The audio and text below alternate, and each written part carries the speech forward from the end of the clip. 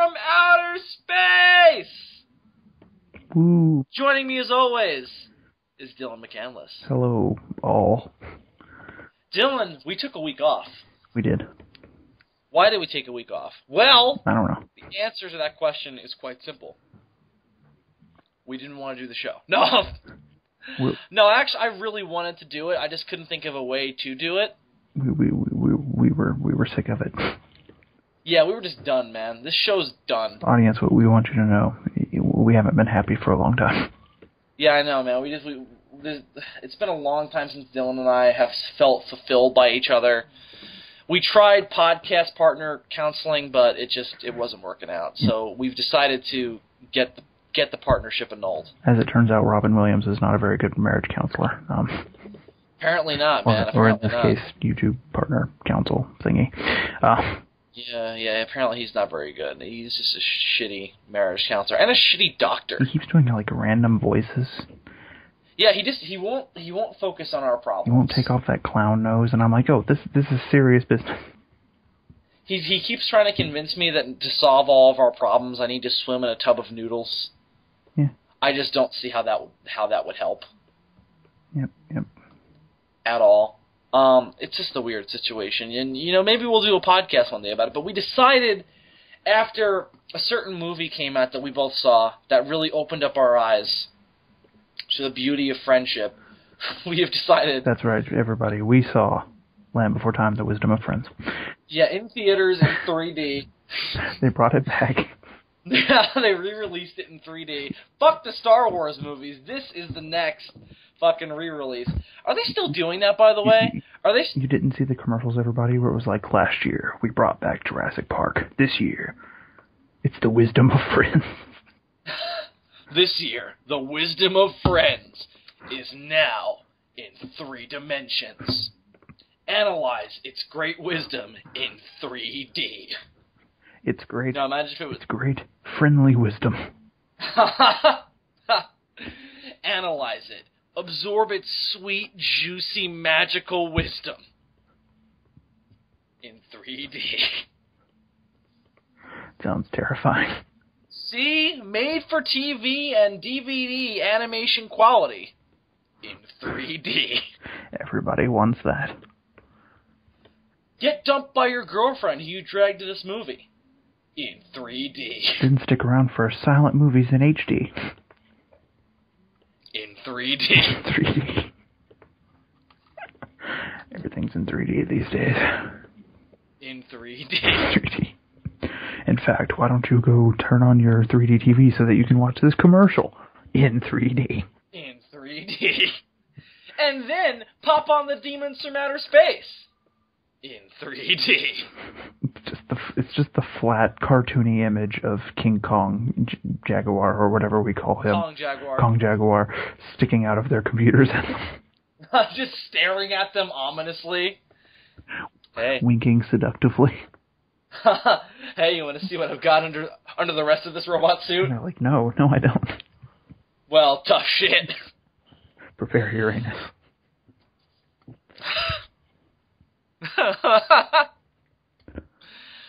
Oh, God. So, in the German version, and after 20 episodes, maybe it's about time we bring back this thread and trying to analyze how the German version of King Kong vs. Godzilla... I'm sorry. Well, that was fucked. Sorry, guys. Long day.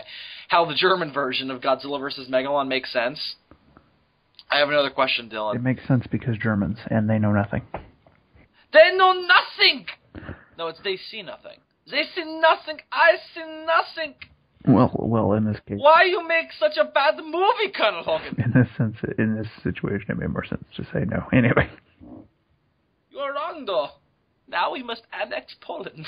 That's your solution to everything, Schultz. Yes, it is! The Führer says it is a good idea. So now we annex the Poles. The Polacks. We've been this far by starting out the exact same way we started out the other one. Which led to us losing miserably. With no survivors. Doesn't that make very little sense there, Schultz? It makes perfect sense, Colonel Hogan. You cannot win this time, Colonel Hogan. we find out that Schultz is, like, talking to himself and that Colonel Hogan has become, like, a personality of Schultz. It's kind of like Norman Bates in the original Psycho. Yeah. Colonel Hogan has been dead for, like, 70 years. And now he only exists inside of Schultz's mind. It's fucked. We should make that movie. We just call it Hogan. It's all about how Schultz is an alternate personality. That's Colonel Hogan. That's Colonel. Oh, Colonel Hogan. And you end the movie with an exact parody of the scene from the end of Psycho. With him sitting in the mental ward and the camera slowly zooming in on him. In 3D. In 3D. I need to watch Psycho again. It's a good movie.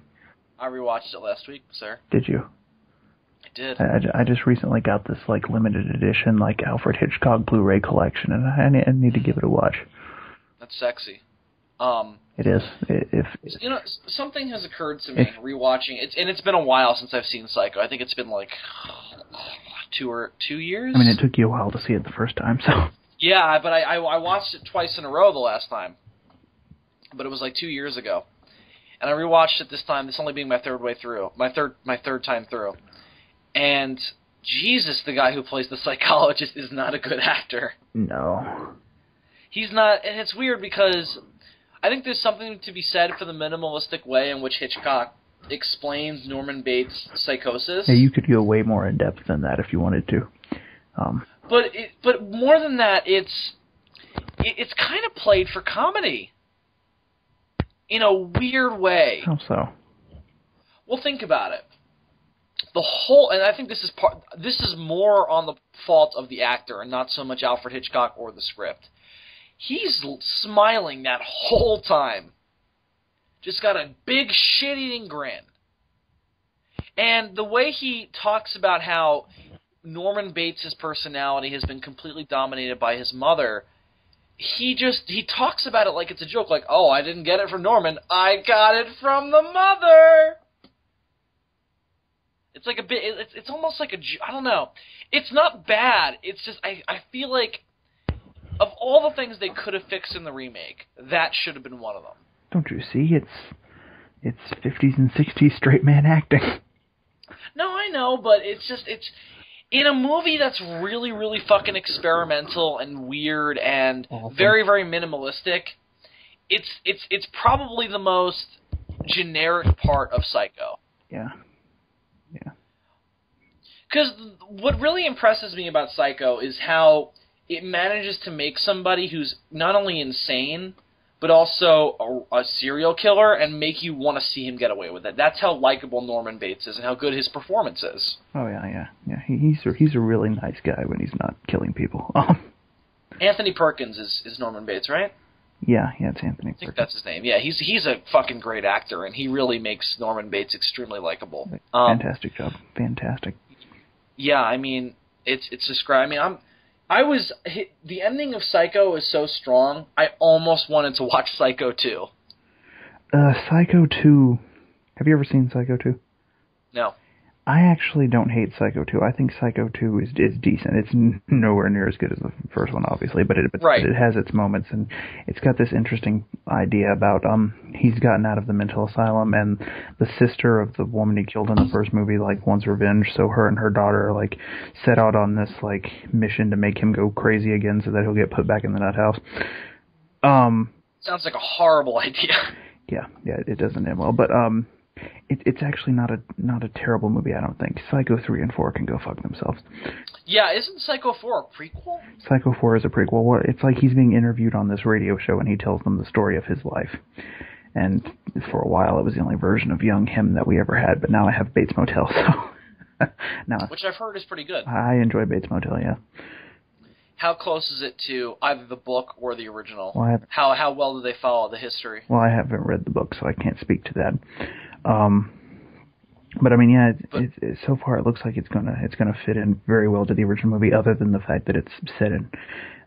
Right, that's fine. I mean, I commend it for that, actually. Yeah. I mean, as interesting as it would be to be a period piece, I think there's just more you can do with it. Yeah, I mean, Norman Bates carrying around a smartphone is sort of strange to see, but once you get used to it, Doesn't it also kind of prolong the life of that show? I think you can go on for longer with it if it's not a period piece. Yeah. Because now you're not bound by the original, so you can have him and his mother's relationship last as long as you want before the events of Psycho were to happen. Yeah, and I've heard some people are like, I'm not going to watch it because incest, and I'm like, actually, there hasn't been any incest yet. Yeah, which is weird because it's not insinuated in the original. It's really not. It actually comes from Psycho 4. Oh, that movie can go fuck itself. But to be fair to them, it's the only basis that we have for Norman Bates. And again, I don't know about the books. Maybe they go into it in the book, but based on the original Psycho, they really don't insinuate that it was that kind of relation. His relationship with his mother was not normal. No, and that's the way it is in Bates Motel. That's the thing. They're not incestuous as of yet. They have an incredibly close relationship, too close by normal standards. Obviously, she's very overprotective, and she. Exactly. Yeah, it's not like they're not fucking. She doesn't love him in that. I don't think she loves him in that way. It's more of like she's overprotective. Nobody else is good for him, and anything he does that she doesn't agree with, she fucking hates him for. Now, and you'd have to watch the show to really understand. They've sort of hinted at this. I think he might have a bit of an Oedipal complex, but Oedipus complex. Whatever, but I don't. It doesn't seem to be reciprocated by her in that way. That seems more believable to me, and more in line with the original than her being that way. Now, technically, there is a little bit of incest, because do you mind if I spoil something? I don't mind. I probably won't get to it for a long time, because Breaking Bad is still my priority. Okay, well, in season 2, she has a brother, and he shows up, and we find out that he raped her many times when they were teenagers. Is he Norman Bates' father? No. But actually, she has another son, and he turns out to be his father. He turns out to be his father. Oh, so there's a precedent for it. Yeah. So it's not entirely out of the realm of possibility. Yeah. Does she, and I suppose we should give warnings for Bates Motel for spoilers if anybody listening has any intention of seeing it. But yeah, anybody who intends to see it or is still watching season 1 on Netflix or anything, I'm going into spoilers of season 2. So yeah, be careful. Be careful. It's fucking use a condom, kids. Use ear condoms. Spoiler condoms. You might get pregnant from these Bates Motel spoilers. You might get pregnant with the children of spoilers, which are hideous, deformed creatures of the night. Almost as terrifying as the children of the Hydra's teeth. How does she feel about the brother? How does she despises the brother. Okay, so she doesn't look back at that and go, "Oh, that was so hot." No. In fact, it was an entirely hated rape situation. Yeah, when he shows up, she has a meltdown. So it's not like Sally Jupiter and Watchmen. No, and they sort of they sort of, I can't believe I never saw this coming. They kind of hint, because ever since season 1, her first son, the one that she had as a result of this rape, she's always sort of disliked him, and you never really know why. You just assume that it's parental favoritism. Does he live with them? He does, or he did. He doesn't now. Oh, okay. Is he fucked up? Who, the son? Yeah. No, he's probably the most normal of the 3. Oh, there's 3 kids. No, between him, Norman, and Norma, the mother. Right. Because she may not have the whole incestuous thing going on with Norman, but she is pretty fucked up in the head too. Well, clearly. Don't they fucking put a body in the water in season 1? Yeah, she's a different kind of crazy. Right. Yeah. Does the motel look close to the original? Oh, it looks pretty much exactly the same. And does it? That's cool. And the cool explanation that they give it is that it was built in the 50s. Oh, that's awesome. That's really clever. So the motel and the house and everything is exactly the same as it appeared in the original. Have they made many references to some of the original characters and such? Or to Norman Bates' love of taxidermy and birds? Actually, yeah, that's part of a story arc of season 1, is that he's starting to learn taxidermy. Clever. I like that. I think there was not last character. I think there was a character with the last name of Crane. That's really clever. I like that. In the show. Yeah, they've made a few passing references to that and story things to set up, the movie. Mm-hmm. Right. If you watch it and then watch the movie right afterwards, which I haven't tried yet, I'm pretty sure it won't be too much of a difference other than the whole time period thing. Do they make many references musically? Musically. Because I mean that Psycho theme is so fucking iconic. Oh no, that they haven't used the Psycho theme or anything too close to that. They have. That's actually something I wish they would do. They've got a very generic sort of 2014 television show score going on. Right. Have they made a reference to the shower scene yet? I don't know if this counts, but in season 1, when they kill this guy, this guy breaks into the house because he used to own the motel and he's angry. He breaks into the house and starts to rape Norma, but then she kills him. They hid his body in the bathtub in one of the hotel rooms. I suppose that would count. Have they in the original they use a swamp to dispose of the cars and the bodies? Have they made reference to that? Not as of yet, no. I'm assuming that'll come in later. I thought they were going to.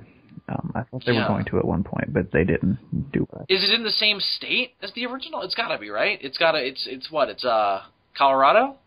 Well, see, that's the thing. In this, they're actually in, I think it's Maine, but oh, so they really change it. Or maybe not Maine. It's not in Colorado. Actually, what they say is that Norman and Norma, the mother, are actually from Colorado, and they've moved to wherever this is from Colorado. Oh, okay. So they kind of make reference to the Colorado thing.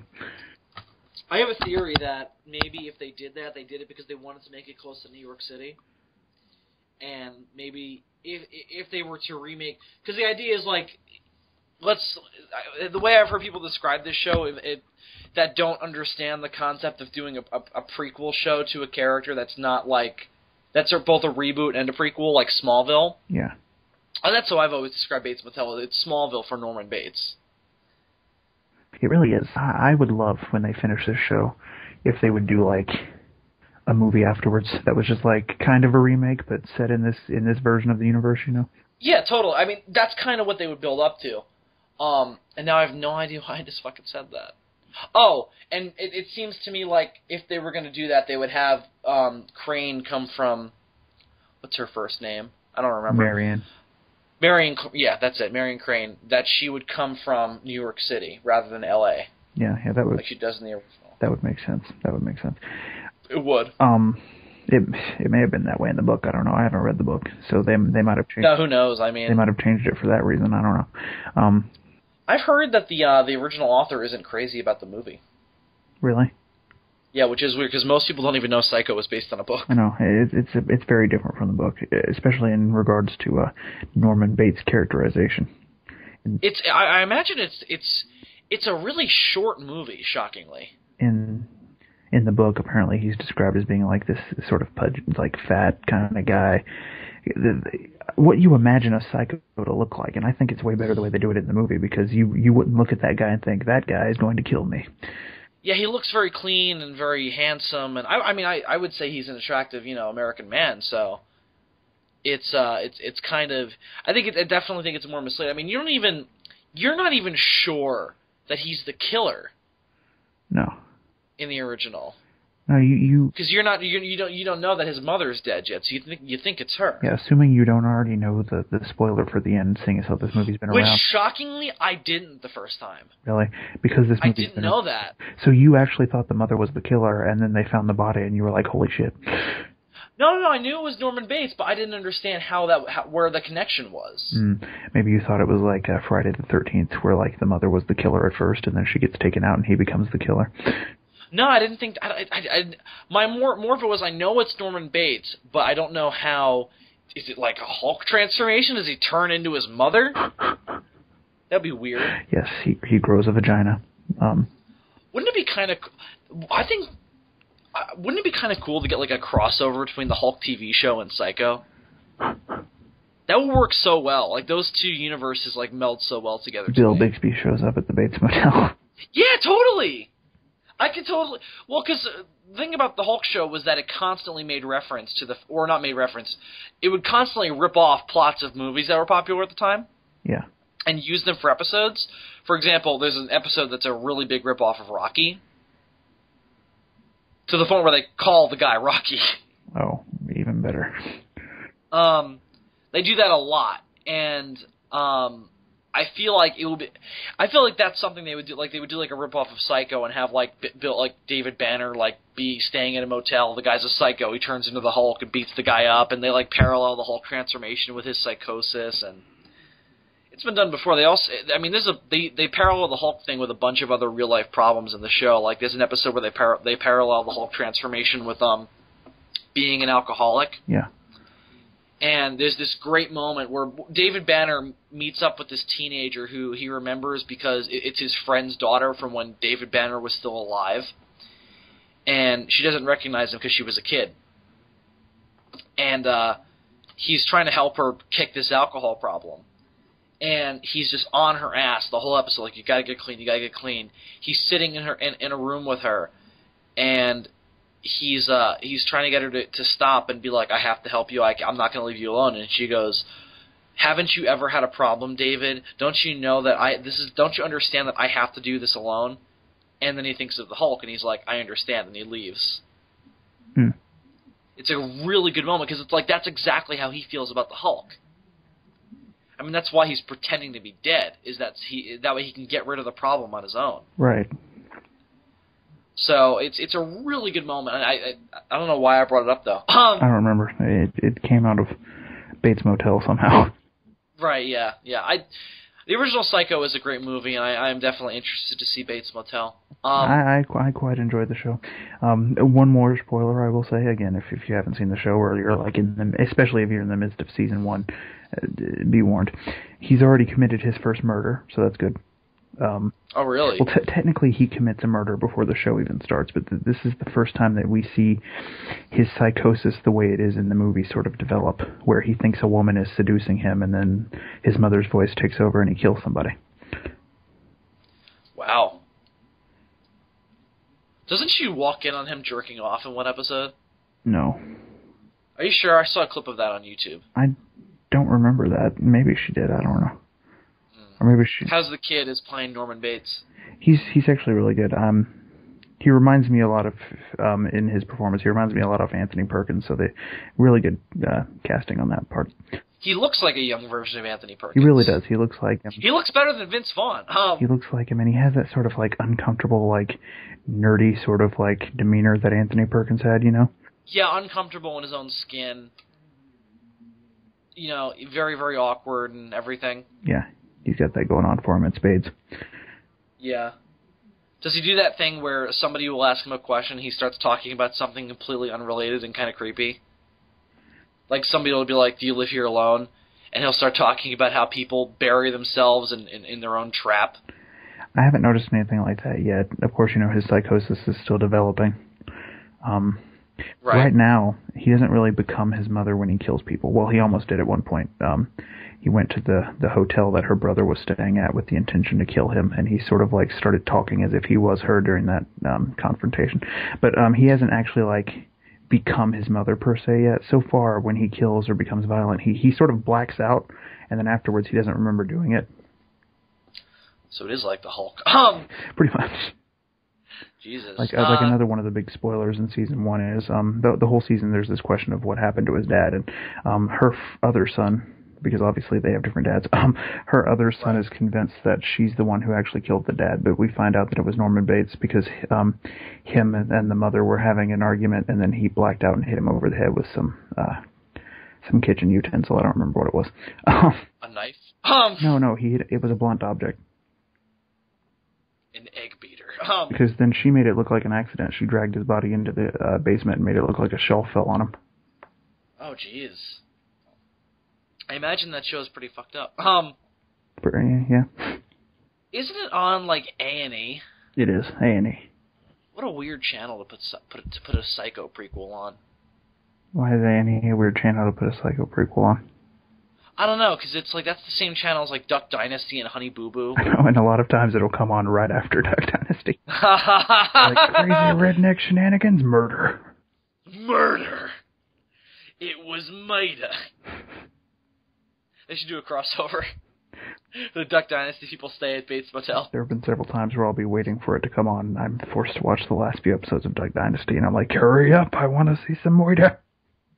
Some moida! Or if not some murder, some small town politics, because that's the other thing the show's got going for it.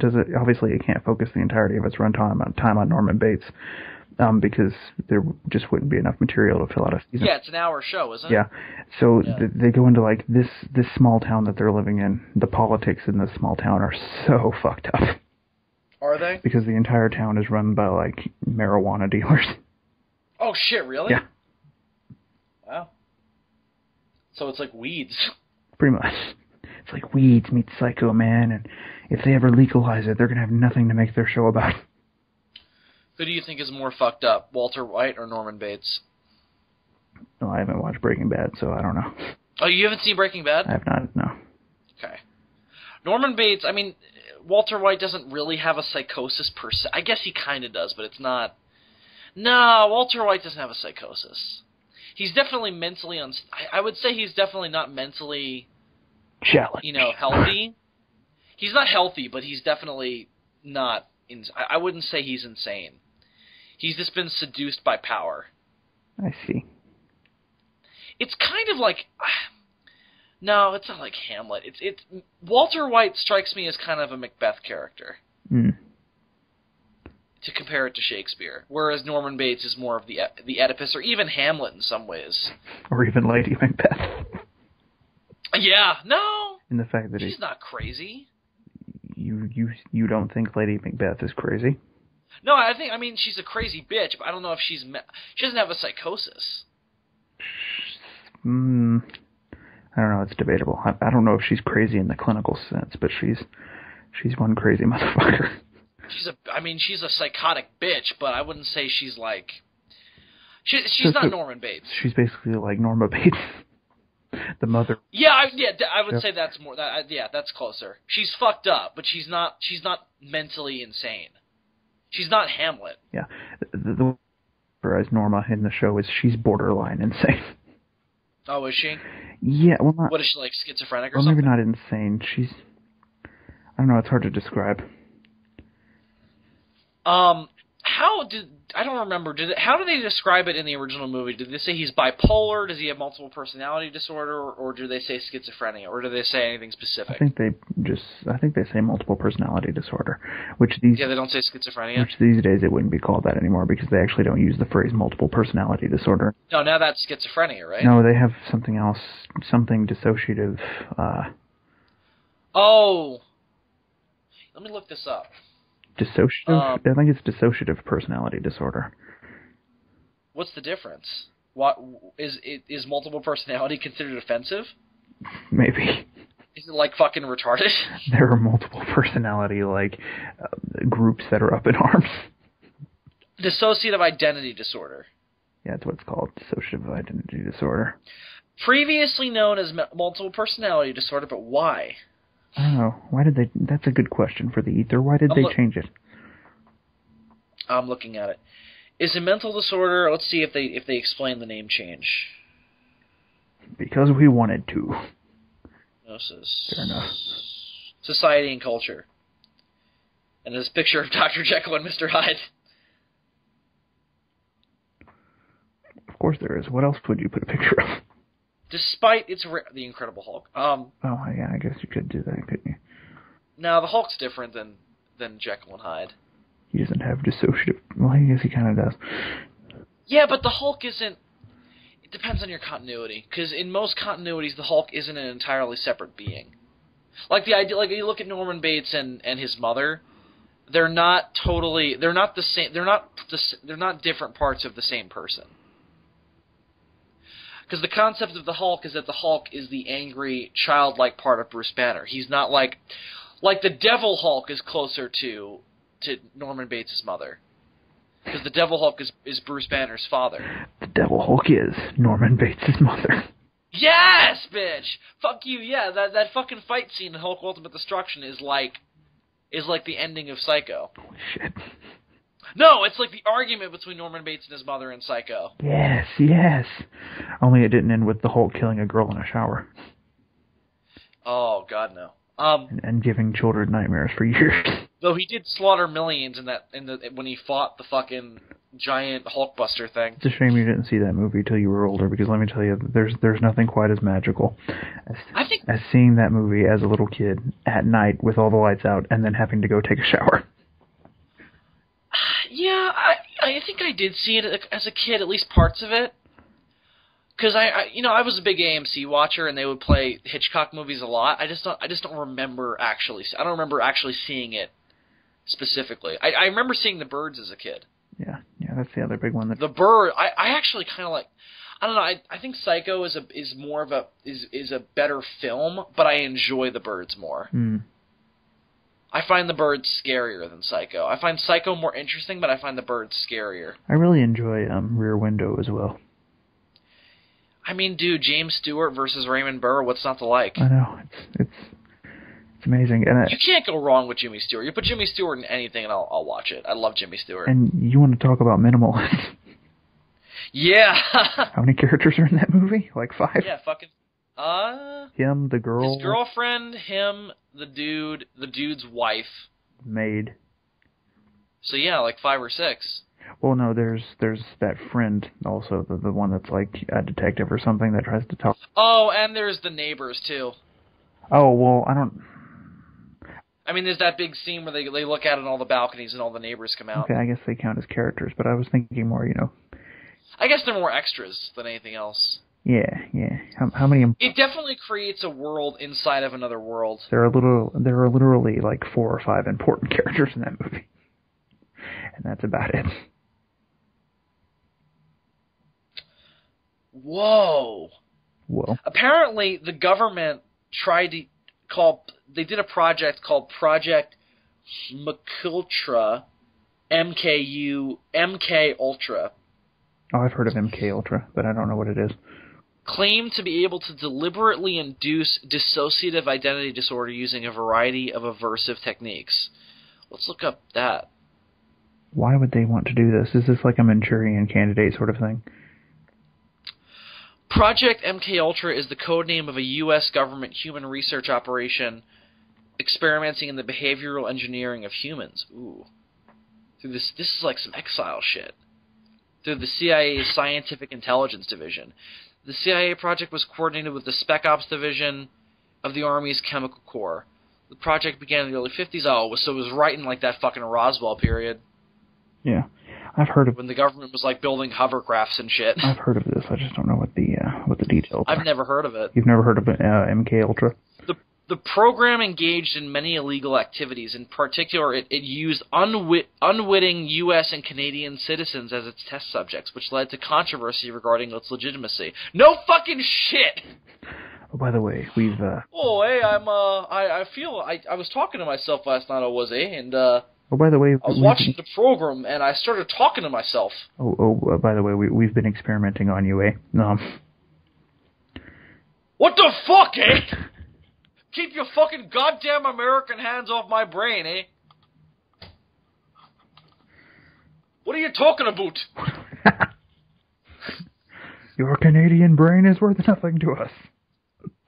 Anyway, Red, white, and never blue, eh? Fucking America. Go back to the fucking States, eh? I'm in them. Alright. MKUltra used numerous methods. Why did they do it, though? Administration. They used drugs, of course. They tested LSD. Oh my god! Get this, dude. Oh, is this the one where they like used LSD like on a town of people and the people all went crazy? Let's see. And other chemicals, hypnosis, sensory deprivation, like fucking Batman in R.I.P. Hypnosis, isolation, verbal and sexual abuse, as well as various forms of torture. They use sexual abuse to try and get a fucking response out of these people. Okay. That is fucked up. Okay, why do I get the feeling that wasn't necessary for the experiment? Somebody was just like, hey. Somebody was just fucking with them, literally. Somebody. They were like, so, John, I'm thinking maybe that, we should... John, what the fuck are you doing? I'm sexually abusing the patient. Why? to help in the test results. They already have the disorder. Alright, you got me. Alright, you little scamp, you can go back to your cell. John, have you been fucking all the test subjects? I have. John! Male and female. John, you scamp! What can I say? Who else but John? I didn't mean to. John's a real asshole. John's a real cunt, you know that? I mean, we have thought up some despicable characters, but this John takes the cake. It's John Schultz Skeletor. Do you think Skeletor would have been interested in MK Ultra to use it to kill He-Man? Yes. Do you think Skeletor would be set? No, I think Skeletor would more suffer from dissociative personality disorder than use it as a weapon. Like, after he's finally killed He-Man, he goes insane and starts talking to himself. I was about to say, Skeletor doesn't have multiple personality. Skeletor is Skeletor. Skeletor is Skeletor in 3D. In space. He's not wrong on both accounts. He's in space and in 3D. This is objectively correct. I am always objectively correct. Man. Especially in saying that Project MK Ultra was fucked up. And that I can think of no way to use it to kill He-Man. It is useless to me in my mission to kill He-Man. That's the reason he thinks it was fucked up, because he can't use it to kill He-Man. It has nothing to do with the sexual abuse. Skeletor's down with that. Skeletor's fine with the torture and the hypnosis and the sexual abuse. He just can't use it to kill He-Man. I think he has no interest in driving He-Man insane, though. I think he's all about, it's death or nothing! Yes, Skeletor cannot use MK Ultra to drive He-Man insane, or kill He-Man. Therefore, he gives it a 3 out of 10 would not bang. 3 out of 10 would not bang. 3 out of 10 would not bang. I am too good for that shit, yo. 3 out YOLO of swag, YOLO. 3 out of 10 would not bone. I made a funny. I'm made of bones. The only part of you... I would say that Project MK Ultra was a real boner. It was bonerific. That one doesn't even make any sense. It was bonerific. I want to find out what it was used for, though. I'm wondering if they were goals. Were they attempting to create a Manchurian Candidate? That's my theory. That's funny. You know what a Manchurian Candidate is, of course, right? I've heard it before. Explain it to me, though. I'm not quite positive. It's basically a sleeper agent. The idea of a right. Oh, that's right. The idea of a sleeper agent came from this story called the Manchurian Candidate. That's why that's also a term for it. It's right. So it's like salt. A spy that doesn't know they're a spy, and then somebody says like a code word or something, and all of a sudden they're going around killing people. Right. Or launching nuclear missiles at America or something. I don't know. That's fucked up, man. But it's perfect. Did that ever actually He-Man. What, sleeper? It's the perfect plan to kill He-Man. I know that the Russians were very interested in creating sleeper agents. I don't know if they were ever successful. Well, they were all about fucking fucked up psychological experiments. I don't know if it ever worked. No, there's no way. I mean, we wouldn't know, though. No, that's true. We could be Dylan, we might be sleeper agents. We might be. For Skeletor. Meh. Somebody's going to say some weird code word that nobody would have ever saw coming, and then we're going to go off killing people. What if it's Demons from Outer Space, episode 21? To death to the dirty Americans. It's like somebody comes up to me and they just like whisper the most random code words you've ever heard, like the naked bird flies at midnight, and I'm like, the naked bird. And aren't all birds naked? And I'm like, must kill John Lennon. No, the plucked ones are. Must kill John Connor. Ah. Oh my God, the machines, they are self-aware. Must become self-aware. Which is kind of the reverse of the whole concept of a sleeper agent. What if Arnold Schwarzenegger is a sleeper agent? And his code word is, ah. But wouldn't he have been activated? Oh, maybe that's why he became governor and totally fucked the state of California. And a maid. And a maid. And a maid. He fucking put a sleeper agent in her fucking pussy. I'll tell you that right. You know what I'm saying? He's fucking, you know. I thought it was a swimmer agent. Ah! Swimmer agent. Oh God. Dylan, would you like to know the goals of Project MK Ultra? Oh, I would love to know the goals of Project MK Ultra. Please enlighten me. What were the goals? Holy shit! It's so fucked up you mentioned Manchurian Candidate. The agency poured millions of dollars into studies examining methods of influencing and controlling the mind and enhancing their ability to extract information from a resistant subject during interrogation. Some historians have asserted, and this is assertion, now this is not fact. Right. This is basically inference. It's a theory with nothing to back it up as of yet. Right. That creating a Manchurian Candidate subject through mind control techniques was a goal of MKUltra and related CIA projects. I thought so. That's what it sounded like to me. Why else would you want to? Yeah, exactly. Why else would you it want makes to sense. give somebody multiple personalities? Yeah, but so the idea is that code word is going to wake up that alternate personality, the dormant personality. Yeah. I see. Because I was like, what does a sleeper agent have to do with dissociative identity disorder? But that makes sense to me. The CIA attempted to focus media attention on these sorts. Oh, this is interesting. Alfred McCoy has claimed. I don't know who the fuck this is, but he apparently has a theory of his own. Has claimed that the CIA attempted to focus media attention on these sorts of ridiculous programs so that the public would not look at the primary goal of the research, which was developing effective methods of torture and interrogation. That seems too basic to me to be true. And maybe that's the idea, like they're going to make us overthink it so that we don't think the obvious is true. Right. But doesn't that just seem too basic? Like, we're using it to torture motherfuckers. Like, that's kind of a given, isn't it? Yeah, it seems to me like there would be more. Yeah. But again, maybe that's the idea, like we think so much into it that we don't look at the real problem. But that's like some loose change shit. Loose change shit. Such authors cite as one example that the CIA's Kubark interrogation manual refers to studies at McGill University. What's Kubark? I don't know. What's this? It is top secret. Oh, it's the manual the CIA uses for interrogation. Oh, well, that would make sense in context. Yeah. That sentence is sound. Indeed.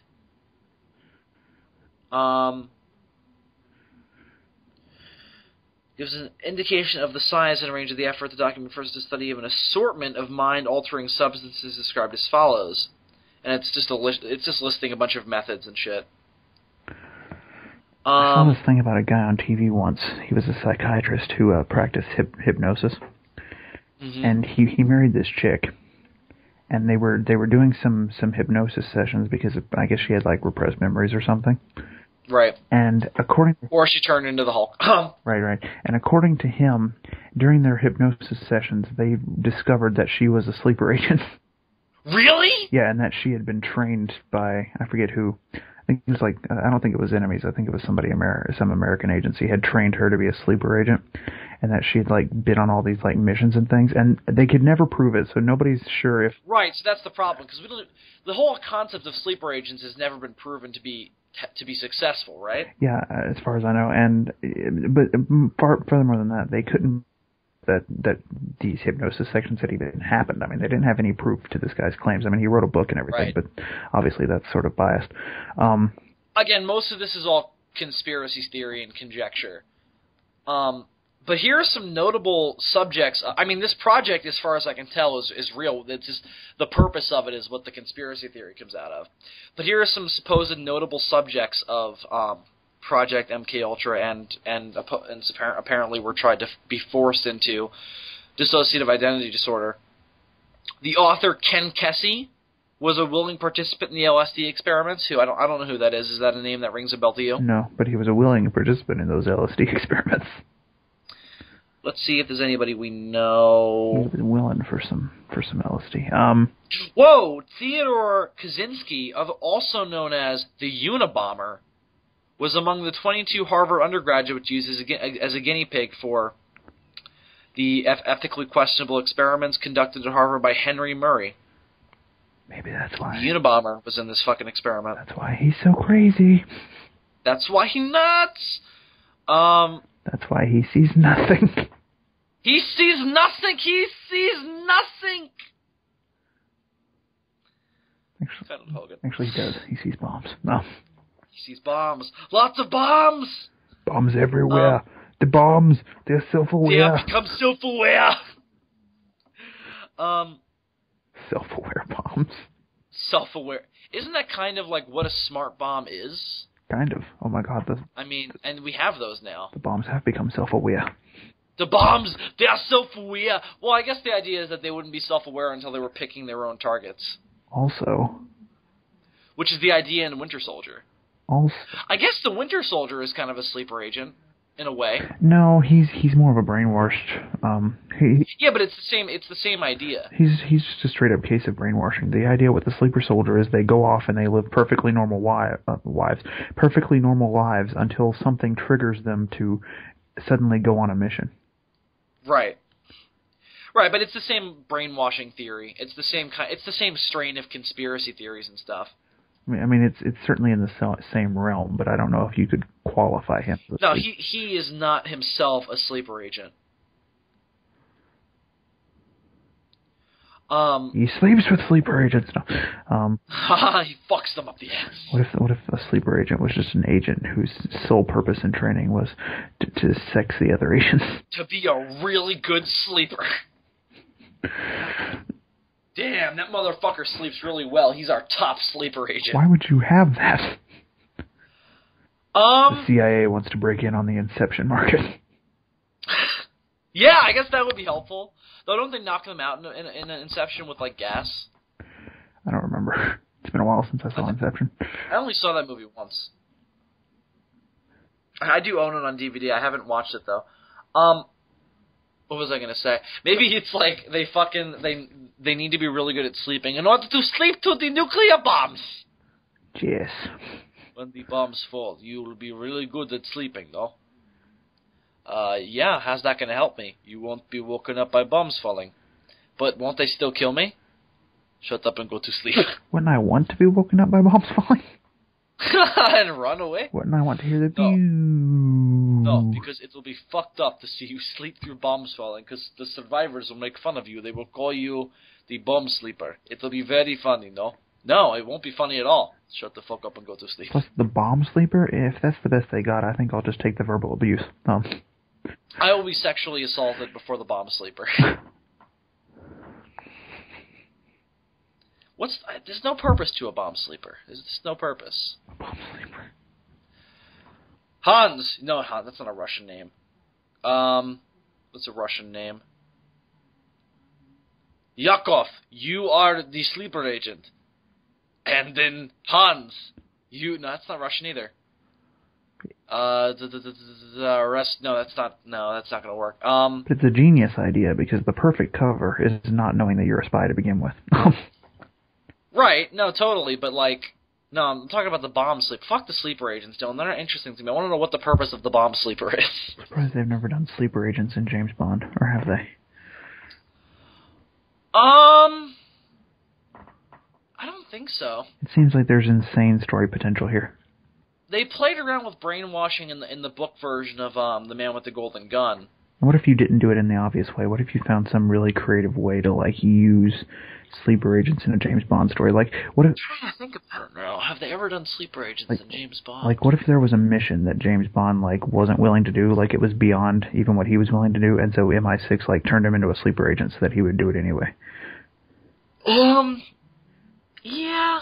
I like the idea of Bond being a sleeper agent, but I don't know if MI6 is the way to do it. I think it might be more interesting if it was Spectre or Quantum or Smersh or whatever. Ooh, they captured him at some point and turned him into a sleeper agent to try and take down MI6 from the inside. That could be really cool.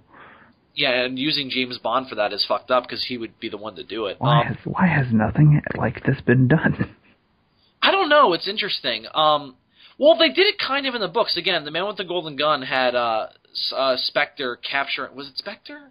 No, it was Smersh. Smersh captured James Bond, and they brainwashed him and tried to use him to kill him. So it's not he's not a sleeper agent, but it's kind of like the Winter Soldier. He's been brainwashed and used against our enemies, or us in a way, who we perceive as the good guys. I don't know if you can call MI6 the good guys, but they try to stop world domination at points, so they're not the bad guys. They're the better guys. They're better than what the other option. They're better than Blofeld. Do you think a James Bond, Captain America crossover could work? Like you do Daniel Craig's James Bond and Chris Evans, Captain America? I think you could, yeah. I think that's a good idea. Especially with what was done in Winter Soldier. Oh, by the way, we both saw Winter Soldier. What did you think, man? Like have Spectre find Captain America and unthaw him and try to use him against Bond on some. Well, no, I would say keep it in that continuity. Yeah. Anyway, what did I think of Captain America, the Winter Soldier? Yeah. To put it in, to not to put too fine a point on it, I liked it. Yeah? Favorite of Phase 2? Yes, so far, yes. Absolutely for me as well. We'll see how good Avengers 2 is, but this is going to be a tough act to beat. I also really liked First Avenger. Yeah, they've got some big shoes to fill. I think my favorite film of Phase 1 overall in terms of an experience is probably still the first Iron Man movie. Likewise. That, then Avengers, and then First Avenger. Yeah. But so far, First Avenger is definitely my favorite for Phase 2 because I was kind of disappointed with Iron Man 3. It wasn't terrible. Yeah. But I didn't love it. I liked it more than Thor 2. Really? See, I liked Thor 2 better than I did Iron Man. I think Thor 2 is better. I think Thor 2 succeeded in what it was trying to do more, but I just liked the ideas in Iron Man 3 more. One thing that Thor 2 suffered from that Iron Man 3 also had a little bit of, but it was more noticeable to me in Thor 2 because Iron Man sort of had this going on to begin with. I think they pushed up the comedy relief angle too much to try and cash in on the sort of tone that Avengers had. But the good thing about Phase 1 is that each movie was unique. Yeah. It seems like everything in Phase 2, with the exception of Captain America, Winter Soldier, has been trying to recapture that tone that Avengers had. Because there was always comic relief in the first Thor movie and in the Iron Man movies. Yeah, but everybody bitched about it in Thor 1 for good reason. Yeah. And then they amped it up here. Yeah, and it's weird because they got a director who directs fucking Game of Thrones. So you would think, and it's called Thor: The Dark World. You'd think it would be a darker movie, but it's not. It's a lot of it is really, really good. I think in terms of what it was trying to be, it succeeds at that more than Iron Man 3. Yeah. But I'm a bigger Iron Man fan. I find Iron Man to be a much more interesting character. So I just kind of inherently enjoy that movie more. More than that, Robert Downey Jr.'s performance in Iron Man 3 is easily the best part of the movie. Yeah. And in the wheelhouse of his Iron Man performances, I think it's right up. To me, his performance is as good as it is in the original. I would say, I don't know. I don't know which one I like less, Iron Man 3 or 2. Because 2 I enjoyed, but it's this weird. I like all 3, though. Yeah, I do as well. Parts of them. I can never say Iron Man 2 is a bad movie. I really like Iron Man 2. Now, 3 was the most troubled. Yeah, but I could never get close to calling it bad. It's just problematic. Yeah, it is very problematic. And I think that more of it is also a taste issue and expectation more than it being objectively bad. I just didn't like the direction they took, and I thought some ideas were underdeveloped. Everything that's in that movie I think is good. Although the only thing I wasn't crazy about is I don't like Guy Pearce as Aldrich Killian. I just don't like him as a villain. I was also one of the fans that was pissed off about what they did with the Mandarin. Of course, that's the big thing, is that the Mandarin is the biggest problem. It's like, way to take your number one villain and just shit all over him. Yeah, that plot twist does not work for me at all. It comes out of nowhere. My biggest problem with it, and my problem will always be with it, is that it forces the audience to get reinvested in a villain plot they haven't had time to develop.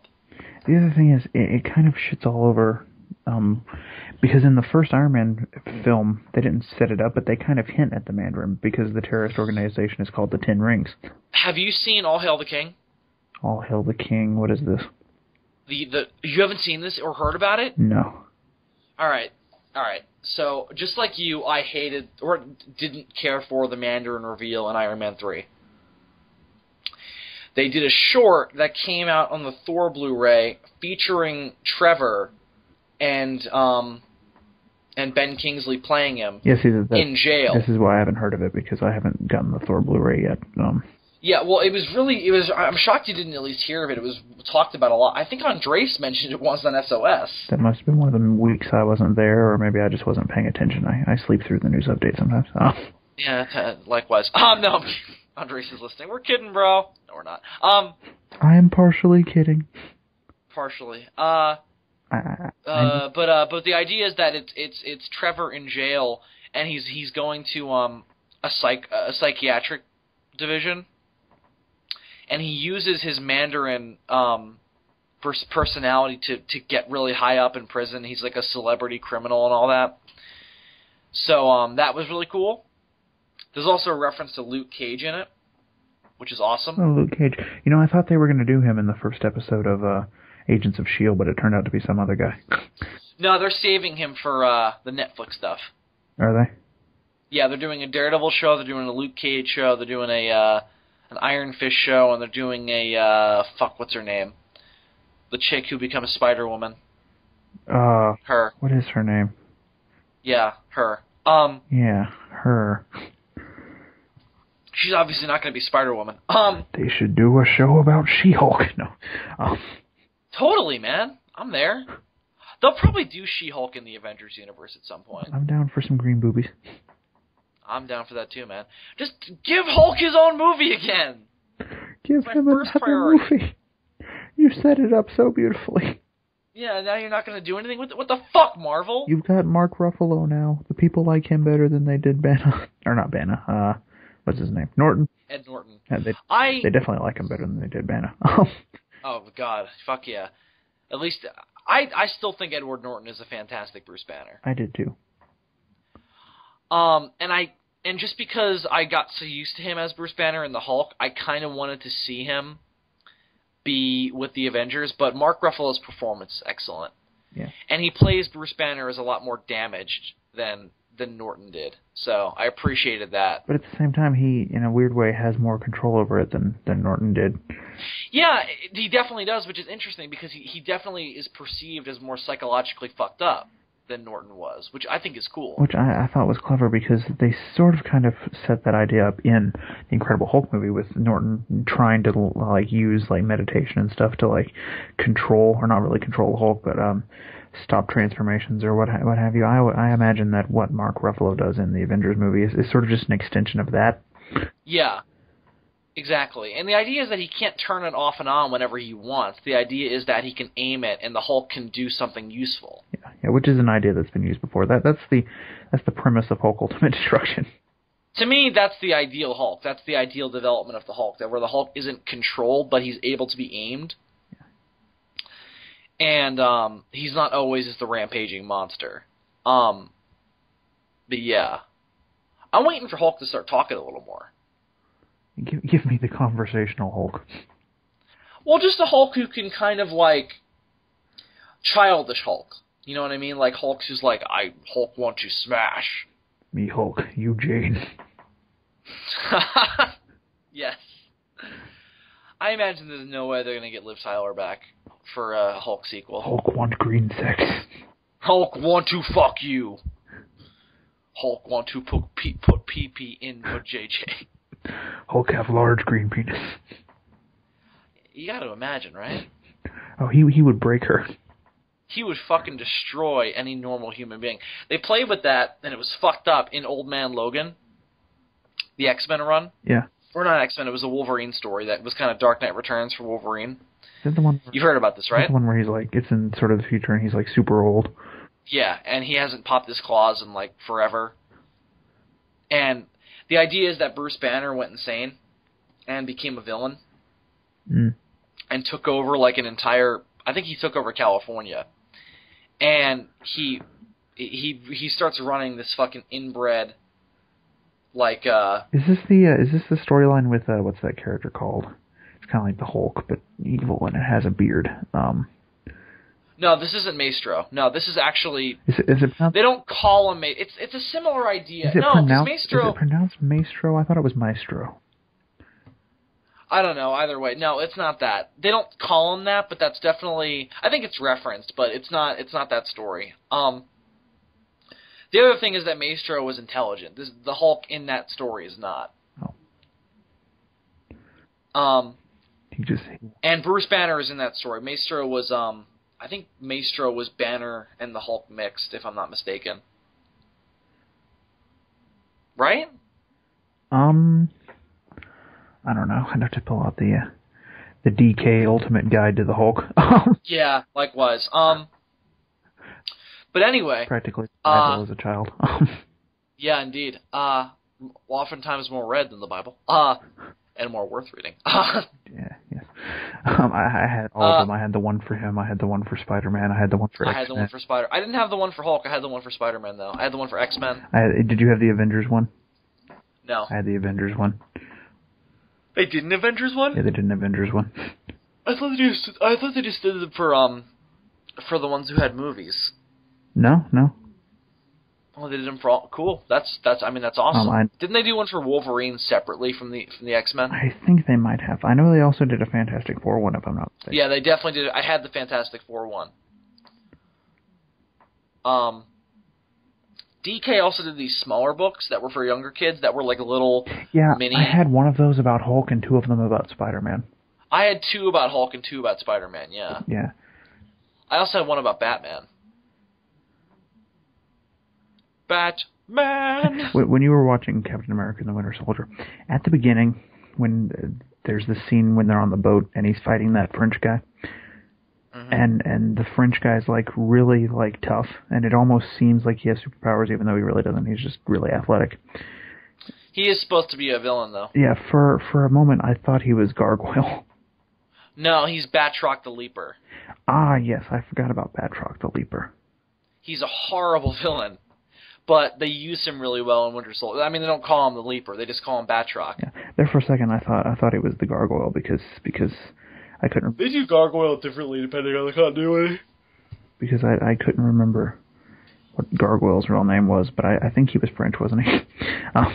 No, he was, which version? The Iron Man villain or the Hulk villain? There's the Grey Gargoyle, who's an Iron Man villain, and then there's the Gargoyle, who's a Hulk villain. Right, I think I'm thinking of the Grey Gargoyle. I think that's what I'm doing. The Grey Gargoyle, I don't know if he's French, but the Hulk villain is Russian.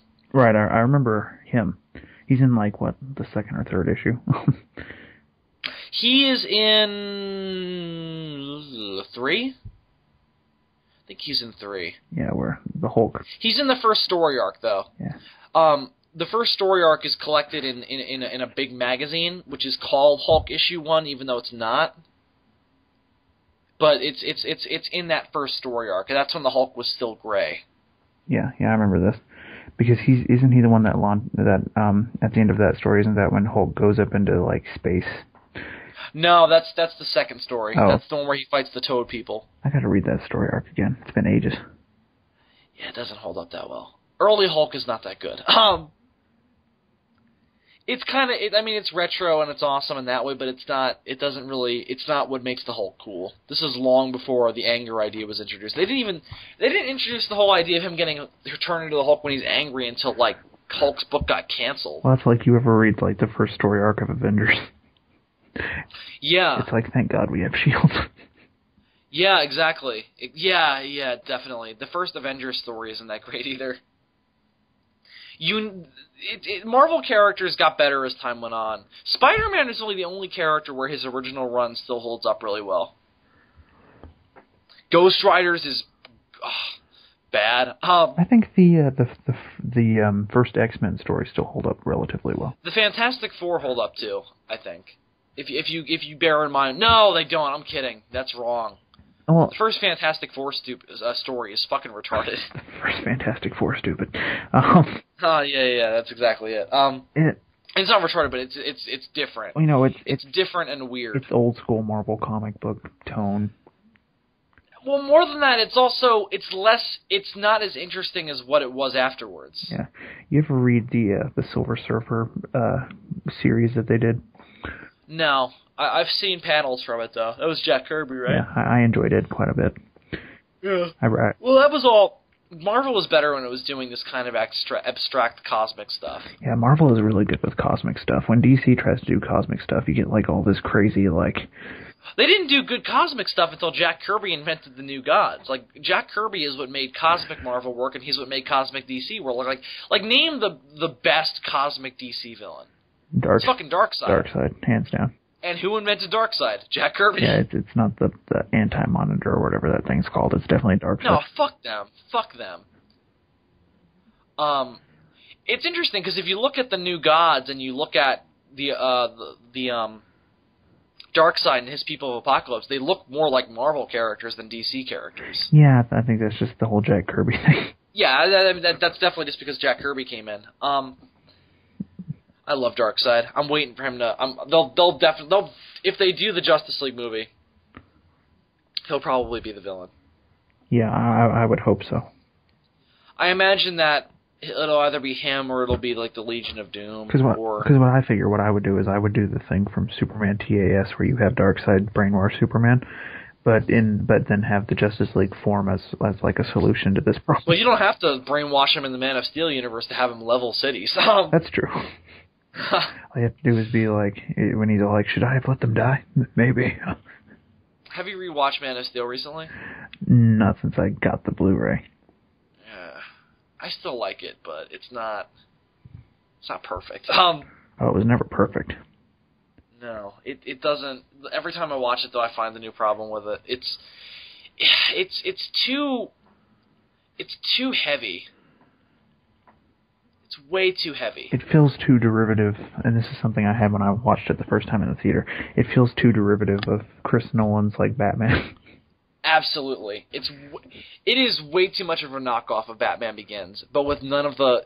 See, the problem is the thing is, Man of Steel's characters aren't that great. Yeah, I like. They're so I like the concept of their characters, but they're really not. They're not likable. They're not executed all that well. Yeah, no, it's like you look at Batman Begins cast, like you look at Gordon, you look at even Flash and Alfred. They all come to life. Yeah, I love. Man of Steel's cast doesn't really come to life. I do love their Zod. Yeah, his Zod. Michael Shannon's great, but he's a little bit. And I love the moment where I like his motivation for going crazy. I still prefer classic Zod, obviously. Yeah, of course. Darren Stamp will knock Michael Shannon's socks off any day, but. Neil! Oh, hello, Neil! Neil is such a better catchphrase than I will find him. Yeah. There were definitely some overacting moments in his case in Man of Steel. I'm hoping that they'll improve upon it in the sequel. It's good. I think all of the problems of Man of Steel can be fixed with a really good sequel. Well, we know one thing Man of Steel's going to have. Batfleck. Yeah, we know it's gonna. I'm excited for Batfleck. I am reserving judgment. Have we talked about this? I think we may have. Maybe briefly. I think we may have addressed it on SOS, like when the news first came out. Yeah. Seems like the sort of thing Andres would bring up. Yeah. What was your take? Same as it is now. I'm reserving judgment. Yeah, I am too. I'm not a person who has really a strong opinion on Ben Affleck either way. So when I found out it was going to be he was going to be Batman, I was like, it's not a decision I would have made, but I'm going to wait and see how it goes. I mean, it's an interesting casting choice for sure, especially to go with somebody that big to go up against Henry Cavill, who's not a huge actor. Yeah. You know what I mean? And also, I mean, he's like 15 years older than fucking Henry Cavill is. He's only Henry Cavill's in his early 30s, and he's 44. But isn't that sort of the idea? Batman's older. Yeah, but I'm interested to see why. Why is Batman older? Yeah, like what's their take on it? Like we know they're not doing Dark Knight Returns. We know for a fact. They're doing Dark Knight Leaves. Dark Knight takes 8 years off. Well, I also think they're definitely not going to do Dark Knight Returns after Dark Knight Rises was really, really inspired by Dark Knight Returns. Yeah, they kind of already did Batman Takes 8 years off. They did Well, he took 10 years off in Dark Knight Returns. It was 8 years in Rises. Does that mean Rises is set in the future? I guess so, because if we assume that The Dark Knight takes place in 2008, and then he takes 8 years off, yeah, Rises takes place in 2016. Which isn't that far off, I suppose. No, they have, like, Bane masks and shit. Indeed, of course. The world doesn't look like Blade Runner, as it should. No. Yeah, in 2016, no. Yeah, but, I mean, according to Blade Runner continuity, the main replicant from the movie was activated in 2016, so technology has got to make some major leaps between now and 2016. Yeah. Isn't it fucked up that... Think about it this way. The movie 2012, the Roland Emmerich disaster movie, came out in 2009.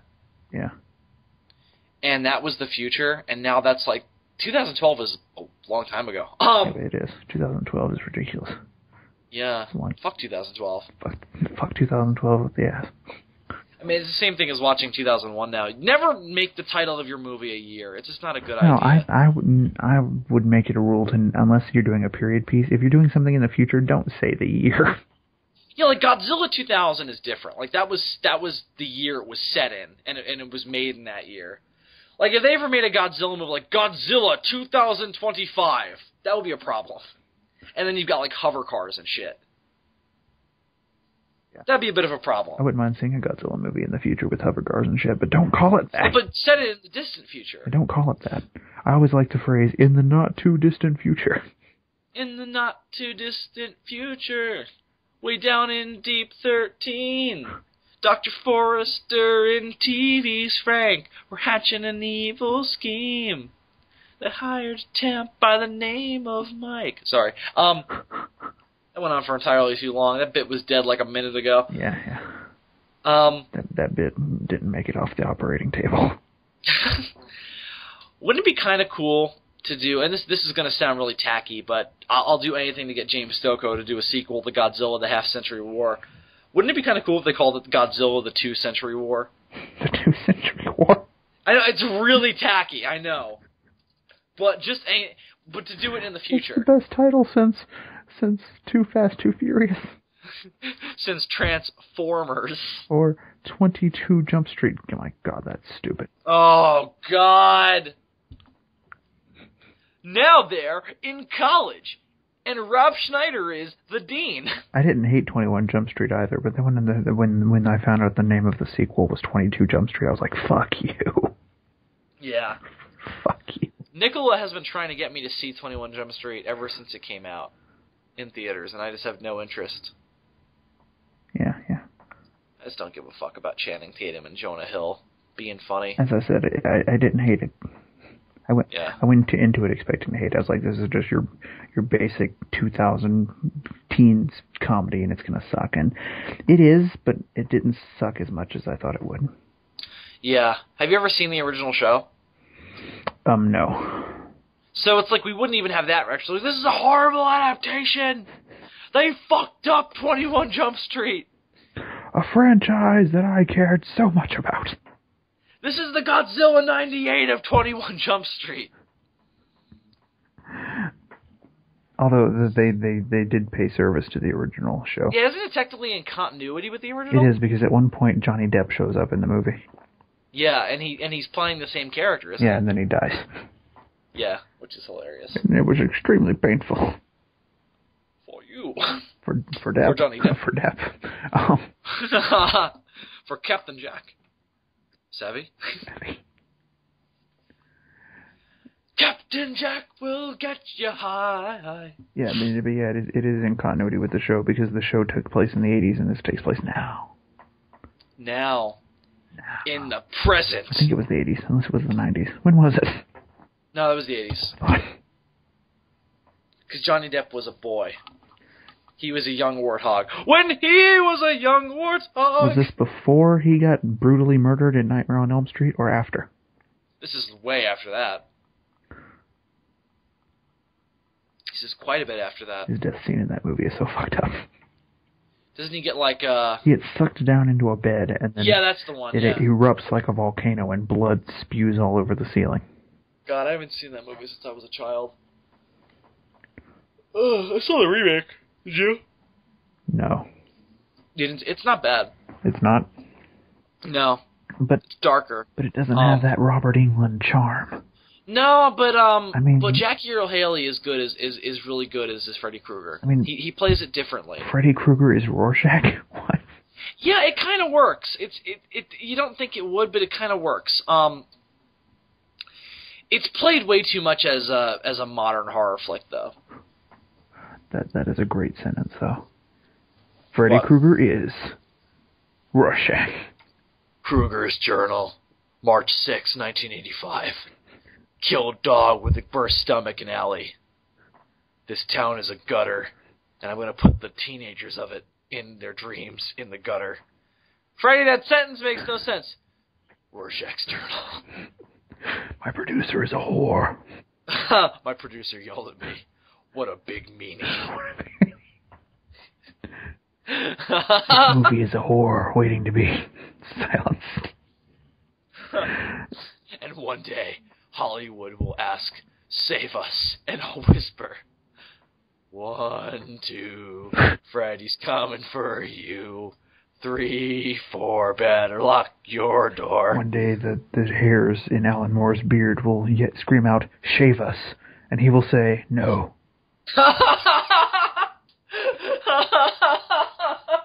Did you just make that up? No, I saw that somewhere. Oh, fuck. Like a long time ago. Pretty sure it was a... Damn it, Dylan, I thought you made that up. I was going to give you props. Pretty sure it was a meme I read somewhere. But it is hilarious. It is very funny. For you. For me? What does that even mean?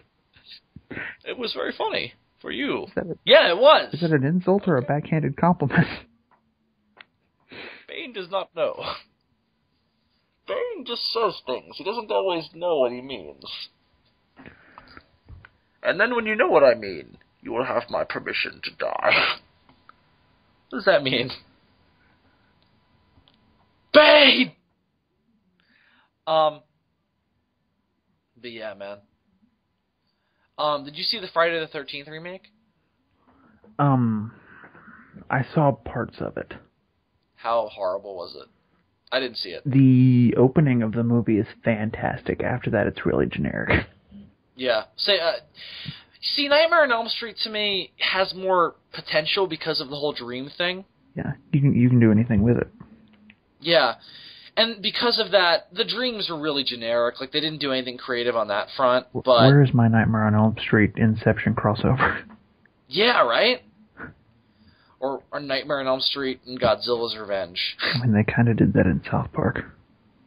Oh, did they? Yeah, they did they did a parody of Inception, and Nightmare on Elm Street showed up in it. Does South Park ever get sued for copyright? Freddy Krueger showed up in it, I guess I should say. Does South Park ever get sued for copyright?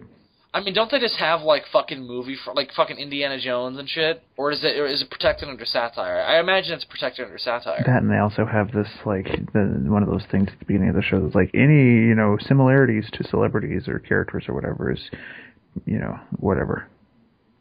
Nobody fucking cares. This was my goddamn cartoon. Nobody cares. Parents are dead. I mean, they had the Family Guy. They had scenes of like direct parodies of Family Guy's format. So I guess it doesn't matter. Yeah. That episode was genius, where Bart Simpson teams up with Cartman to stop the Family Guy Muhammad episode. Yeah. And we find out that Family Guy is written by dugongs. Yeah. And don't they also make fun of South Park and Family Guy? I imagine they must have at some point, right? I know they've done Simpsons stuff in Family Guy. Yeah, I know they made fun of the Simpsons with the Stewie episode. Yeah. Where he tries to kill Lois. I know that's true. There's also this episode where they were, I forget what they had done, but they were in court and they were like, "You're going to appear before a jury of your peers," and they look over and it's the Simpsons cast. And they're like, "We're fucked." Aren't they doing a crossover with them? I don't know. They're both owned by the same company, so they should be able to. I would totally pay to see that. I'd pay to see Peter and Homer team up and get drunk. And I always wanted a Family Guy Futurama crossover. They did The Simpsons in Futurama. Send the cast of Family Guy to the future. It's that simple to set up. That's what they did. They did a parody of the Flintstones and Jetsons crossing over with The Simpsons and Futurama. Did they? Yeah, it was in a comic book, but they still did it. Was it any good? I don't know. I have no idea. I've never read it. I'm not really a Simpsons, Futurama, Family Guy guy. Family Guy guy. Family Guy guy. Is that what they call? Is that what the fans call themselves? I'm a Family Guy guy. No, I don't think anyone has ever referred to themselves as a Family Guy guy. So what do you say? I'm a Family Guy fan? That's fucking generic. They're guy hearts. Come on, Dylan. That's genius. Family Guy fans are guy hearts. Works for me. So would you call yourself a guy heart? Would I call myself a guy heart? Are you asking if I'm a Family Guy fan? Yes. Are you a guy heart? I enjoy Family Guy. I used to. I just don't find it funny anymore. It depends. Occasionally I'll watch clips on YouTube that'll make me laugh. I think it's funnier in small bursts. I can't watch it for a half hour. To me, it depends entirely on the episode. Some episodes are a lot smarter than others, you know? Yeah, just that sense of humor to me is really tiring. Just like I'll watch and just get really tired. Just like I can't do this. I love episodes that focus on Stewie and Brian. Yeah, those are the best to me. Like when they're locked in the safe. Yeah, that is an excellent episode. Where Stewie finds out that Brian was thinking of trying to kill himself. That's probably one of the best episodes ever made. That and the nuclear holocaust episode, the Y2K episode, was awesome. Oh yeah, that's old school too. That's like season 1. That's season 1. Some good old shit. Stewie was an octopus. It's weird. Original Family Guy tends to hold up, but original Simpsons tends to not hold up that well. Yeah. Simpsons got funnier over time. It didn't stay funny, but it got funnier over time. The more Family Guy diverges from its usual stick and does different things is when it's better. Like, the Star Wars episodes are fucking hysterical. Those, and there's an episode from season, I want to say 9. It's the two-parter that opens the season, where it's like a murder mystery. Like a classic murder mystery. Wait, they did a two-parter? Yeah, they did. They do that? They've done that before, yes. Real? I did not know that. Anyway, they had a two-parter that opened season 9, and like it's a classic murder mystery scenario. The entire town is like invited by James Woods to this mansion, and people start turning up dead, and it's this big mystery story, and it's very well executed, and it's shot, or I shouldn't say shot, it's drawn in a way that so perfectly parodies like murder mysteries and things like that. Like Clue. It's very dark and what have you. That right. They play with like shadows and things. They really stepped up their game for that episode. Yeah. Did you? I also love the FCC episode. Oh yeah, the fellows. The freaking FCC. The fellows at the freaking FCC. Yeah, that's one of my favorite episodes. They have a whole song about side boobs. The side boob hour. Peter, that's inappropriate. Lois, you can't stop the side boob hour. I still haven't seen Ted, by the way. I really want to, though. I watched the Flash Gordon scene on YouTube last night, and that really cracked me up. I really want to see the movie. Oh, it's amazing. Imagine the greatest episode of Family Guy you've ever seen as a movie. You mean Cocaine Flash? Yes. Thanks for saving us, Flash. You're welcome, man. I thought that was just for people in Florida. Let's party like it's the 80s, meaning we all have to fuck girls named Stephanie. I don't understand that joke. There were a lot of girls named Stephanie in the 80s. There were more named Heather, though. It's a very common name. Well, apparently Stephanie was the party girl that was, fucking Flash Gordon. Savior of the universe. I don't think it mattered for the joke. I think he just pulled that name out of his ass. He could have said a girl named Tiffany, and it would have made just as much sense. But Heather, there were a lot of Heathers. They had a whole movie called Heathers with Christian Slater in the 80s. Heather. That means that it was important, Dylan. If Christian Slater is involved. Yeah, I'm Christian Slater. Yeah. That's my Christian Slater impression. That was pretty bad. Fuck you, Dylan. I want to hear your Christian Slater impression. I don't have a Christian Slater impression. Well, then fucking shut up. I will not. I heard Ralph Garman of Hollywood Babylon describe it this way. You do Jack Nicholson, and then you go higher. That's how you do Christian Slater's voice. I can't do it. So, Batman. Where is the Batman? Or, no, what's the line? You know, a little song, a little dance, Batman's head on a lance. And, then you go higher. I'm Christian Slater. That sounds better, I think. No? No comment. Fuck you, Dylan. Just fuck you. No, thank you. So yeah, I'm Jack Nicholson, and I'm retiring from acting. Here's Johnny. Here's Johnny. I think my Nicholson's okay. And you're like, I thought you said your name was Jack. Well, you see there, Dylan, sometimes they... That's Cosby. That's not Nicholson. Well, you see, Dylan, back in the day, with they the would call... and Shining and the hotel. They would call people named Jack and John. You see. Well, they wouldn't. And, well, Jack Pierce and John Pierce are the same man. You're lying to me, Bill Cosby. No, I'm not, Dylan. They call people Jack John, and Jack and Jill went up the hill to fetch a pail of water. You see. No, I don't see And then they fell down, and Jack got a pudding pop. I do not see Bill Cosby. I see nothing. I do not understand. Shut the fuck up, Schultz. You don't know. You don't see. Whoa, Bill Cosby. Watch your language, Bill Cosby. Don't tell me to watch my language. You see. You're supposed to be interviewing kids who are saying the darndest things. You're not supposed to be cussing. The kids say the darndest things. Don't those little bastards.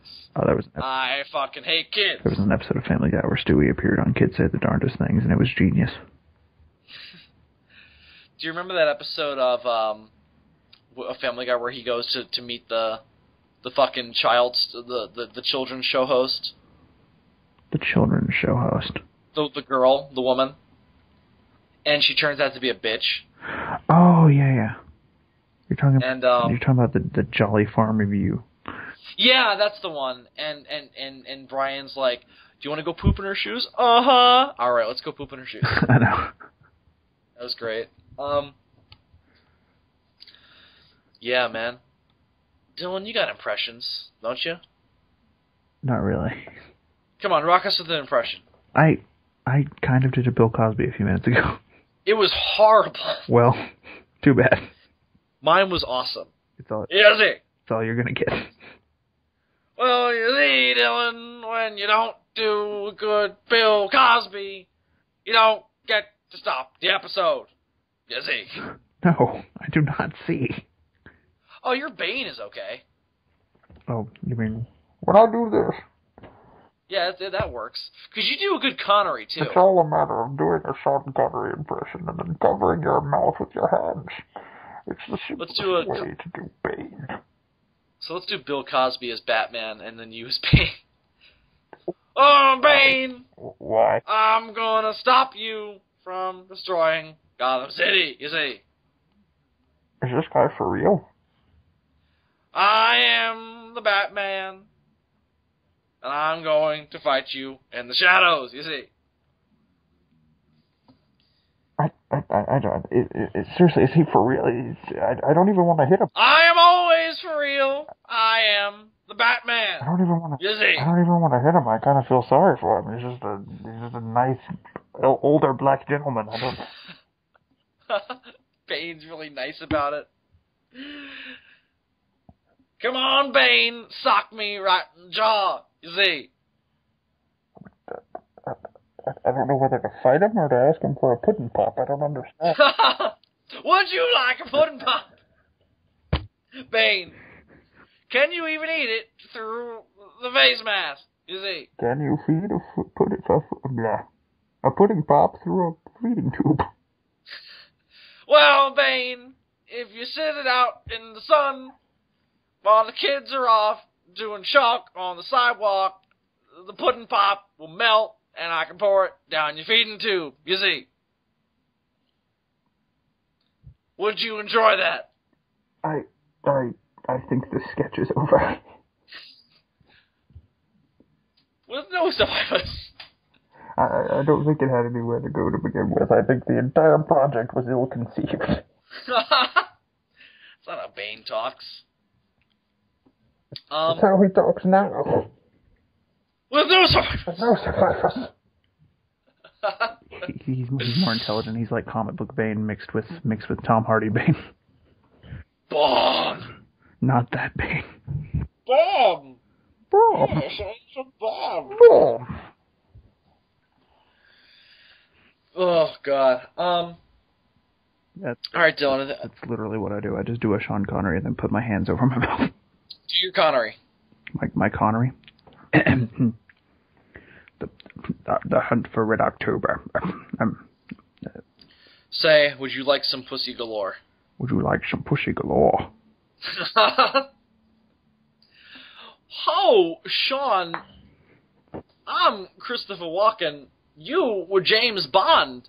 And I was a James Bond villain. Yes.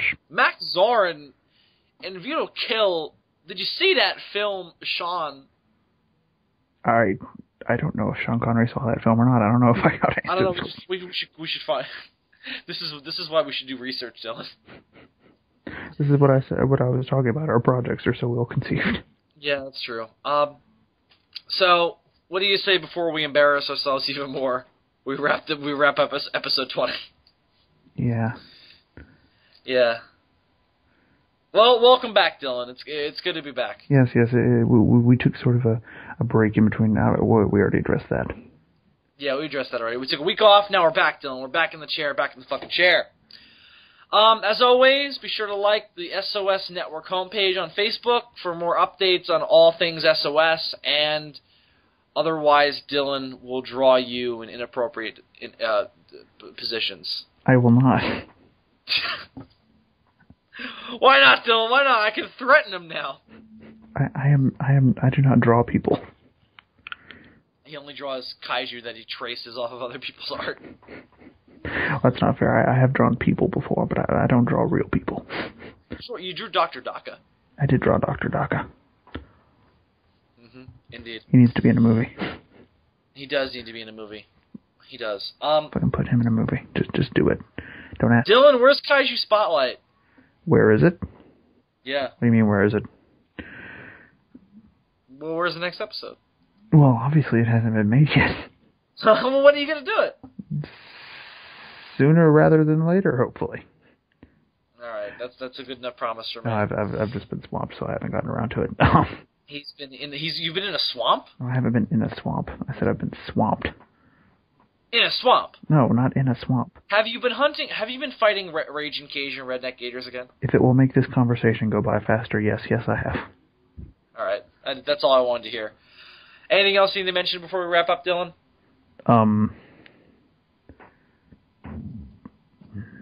No, not really. All right. I don't think so. Good, because I do. Unless you want to talk about the give a shout out to a certain fan fiction project that we may or may not be doing. Godzilla Odyssey? Yes. We had a whole episode on that. Yeah, we did. Did we come up with that on this show? Yeah. I can never remember what happened on the show and what happened off the show. That episode that we came up with that entire premise on the show. Oh. Well, people, it's actually happening. Yeah, it's happening. We're working on it. It's slowly progressing. This is not one of those ideas that we talked about and then forgot about. No, we're doing it. It's just going to take a while because it's a big project, and I know we're both in school right now. Yeah, this summer is hopefully when it'll explode. Yeah.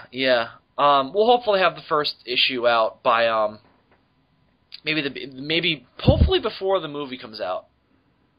Yeah, I'd say. We'll try and get. I'd say that would be a nice goal to do. We have created a fan fiction account, which is where we're going to post it, the story. Yeah, Godzilla Odyssey at fanfiction.net. So now you know where to go.